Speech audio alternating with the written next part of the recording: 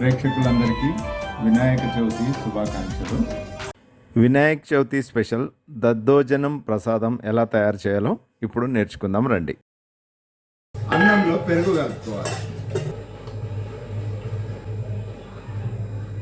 So ముందుగా అన్నాన్ని ఒక గిన్నెలోకి తీసుకొని స్మాష్ అంటారు, దీన్ని ఏమంటారు, అన్నం గడ్డలు గడ్డలుగా లేకుండా మెత్తగా ఇట్లా ఈ గరిటెతో ప్రెస్ చేయండి. ఇప్పుడు దీంట్లో పెరుగు కలుపుకుందాం. పెరుగేస్తున్నా ఫ్రెండ్స్. అన్నంలో పెరుగు బాగా కలుపుకోవాలి. ఇందులో కొన్ని పాలు కలుపుకోండి, గట్టిగా అయింది.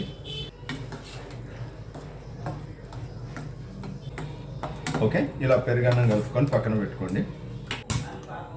ఇంతకుముందు డ్రై ఫ్రూట్స్ వేయించుకున్నాం కదా ఫ్రెండ్స్, ఇందులో దాంట్లోనే బగారా వేసుకోవచ్చు అనమాట ఈ పెరుగన్నంలో కలపడానికి. సో దీనికి సరిపడా నూనె పోసుకోండి. ఓకే, నూనె వేడెక్కగానే ముందుగా జీలకర్ర ఆవాలు వేసుకుందాం.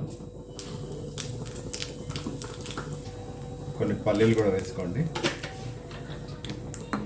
జీలకర్ర ఆవాలు వేయంగానే పల్లీలు వేసినాం అనమాట, ఎందుకంటే ఈ వేడి డిస్ట్రిబ్యూట్ అయ్యి జీలకర్ర ఆవాలు మాడిపోకుండా ఉంటుంది. సో ఈ సమయంలో ఒట్టి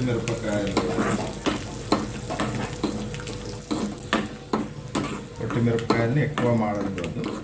సో ఇప్పుడు స్టవ్ ఆఫ్ చేసుకోవాలి. దీంట్లో కొన్ని మిరియాలు వేయాలి.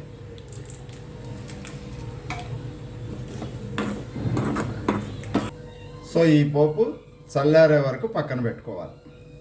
సో ఇప్పుడు దద్దోజనంలోకి క్యారెట్ ముక్కలు వేయండి. వేసి బాగా కలపండి.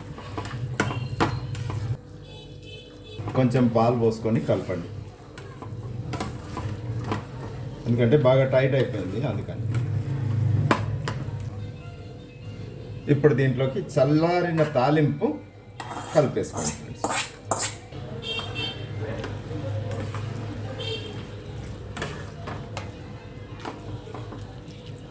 ఓకే, ఇప్పుడు దీని మీద కొత్తిమీర చల్లుకోండి. సో దద్దోజనం ప్రసాదం కూడా రెడీ అయిపోయింది.